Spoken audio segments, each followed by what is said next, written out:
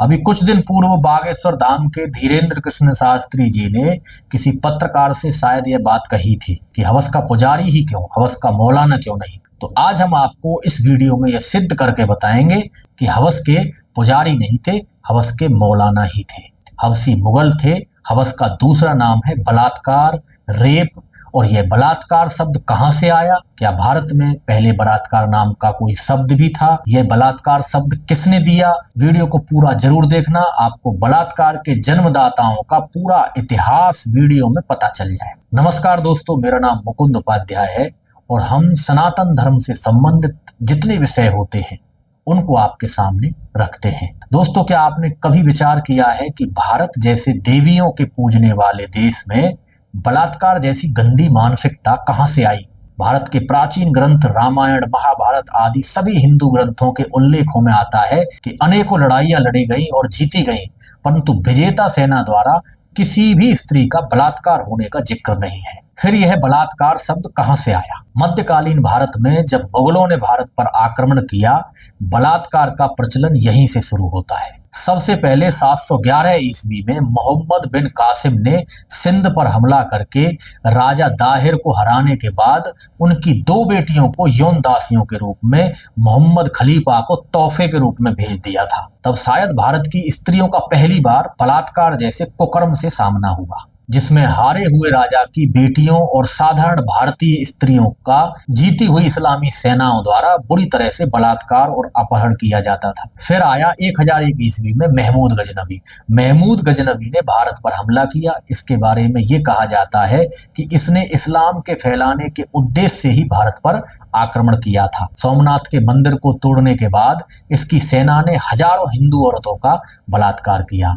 फिर उनको अफगानिस्तान ले जाकर बाजारों में बोलियां लगाकर जानवरों की तरह बेच दिया। फिर मोहम्मद गौरी ने 1192 में पृथ्वीराज चौहान को हराने के बाद भारत में इस्लाम का प्रकाश फैलाने के लिए हजारों हिंदुओं को मौत के घाट उतार दिया और उसकी फौज ने अनगिनत हिंदुओं का धर्म परिवर्तन कर हिंदुओं की औरतों का बलात्कार किया। यह विदेशी मुस्लिम अपने साथ औरतों को लेकर नहीं आए थे। मोहम्मद बिन कासिम से लेकर सुबुक्तगीन, बख्तियार खिलजी, जूना खान उर्फ अलाउद्दीन खिलजी, फिरोज शाह, तैमूर लंग, आराम शाह, सिकंदर शाह लोदी, बाबर, अपने हरम में 8000 रखेले रखने वाला शाहजहां, औरतों के साथ अयासी करने के लिए मीना बाजार लगवाने वाला जलालुद्दीन मोहम्मद अकबर और मोइनुद्दीन मोहम्मद से लेकर औरंगजेब तक बलात्कारियों की यह सूची बहुत लंबी है दोस्तों, जिनकी फौजों ने हारे हुए राज्य की लाखों हिंदू महिलाओं का बेरहमी से बलात्कार किया और जिहाद के इनाम के तौर पर हिंदू महिलाओं को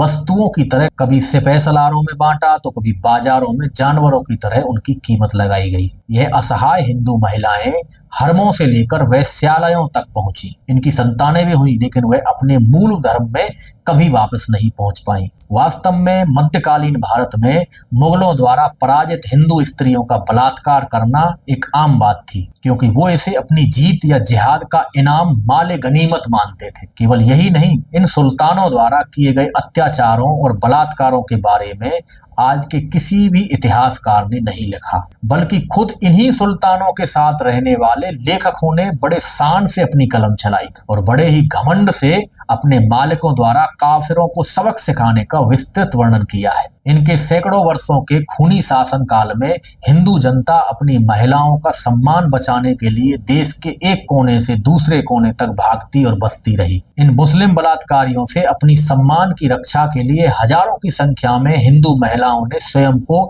जौहर में जलाकर भस्म कर दिया। ठीक इसी काल में कभी स्वच्छंद विचरण करने वाली भारतवर्ष की हिंदू महिलाओं को मुस्लिम सैनिकों की दृष्टि से बचाने के लिए पर्दा प्रथा की शुरुआत हुई। महिलाओं पर बलात्कार और अत्याचार का इतना घिनौना स्वरूप 17वीं शताब्दी के प्रारंभ से लेकर 1947 तक अंग्रेजों की ईस्ट इंडिया कंपनी के शासनकाल में भी नहीं देखा गया। अंग्रेजों ने भारत को बहुत लूटा, परंतु बलात्कारियों में वो नहीं गिने जाते। 1946 में मोहम्मद अली जिन्ना के डायरेक्टर एक्शन प्लान, 1947 विभाजन के दंगों से लेकर 1971 के बांग्लादेश मुक्ति संग्राम तक लाखों हिंदू महिलाओं का बलात्कार हुआ या फिर उनका अपहरण हो गया, फिर वो कभी नहीं मिली। इस दौरान स्थिति ऐसी हो गई कि पाकिस्तान समर्थित मुस्लिम बाहुल्य इलाकों में बलात्कार किए बिना एक भी हिंदू स्त्री वहां से वापस नहीं आ सकती थी।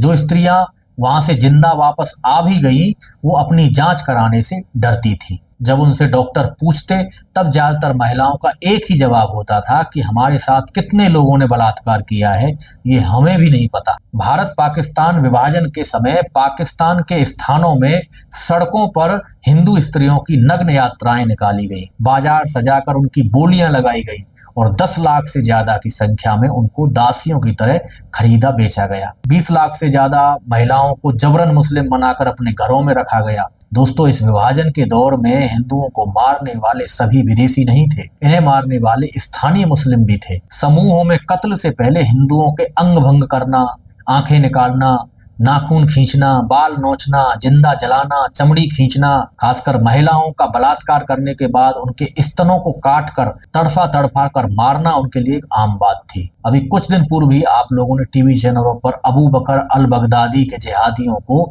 काफिर यजीदी महिलाओं को रस्सियों से बांधकर कौड़ियों के भाव बेचते देखा होगा। पाकिस्तान में खुलेआम हिंदू लड़कियों का अपहरण कर सार्वजनिक रूप से मौलवियों की टीम द्वारा धर्म परिवर्तन कर निकाह कराते देखा होगा। बांग्लादेश में हिंदुओं के साथ क्या हो रहा है वर्तमान में आप देख रहे हैं। केवल भारत ही नहीं, पूरी दुनिया में इस सोच ने मोरक्को से लेकर हिंदुस्तान तक सभी देशों पर आक्रमण कर वहां के निवासियों को धर्मांतरित किया, उनकी संपत्तियों को लूटा तथा इन देशों में पहले से फल फूल रही हजारों वर्ष पुरानी सभ्यताओं का विनाश कर दिया। परंतु पूरी दुनिया में इसकी सबसे ज्यादा सजा महिलाओं को ही भुगतनी पड़ी। बलात्कार के रूप में आज सैकड़ों साल की गुलामी के बाद समय बीतने के साथ साथ धीरे धीरे ये बलात्कार करने की बीमारी भारत के पुरुषों में भी फैल गई है। जिस देश में कभी नारी जाति शासन करती थी, सार्वजनिक रूप से शास्त्रार्थ करती थी, स्वयंवरों द्वारा स्वयं अपना वर चुनती थी, जिन्हें भारत में देवियों के रूप में पूजा जाता था, उस देश में छोटी छोटी बच्चियों का बलात्कार हो जाता है।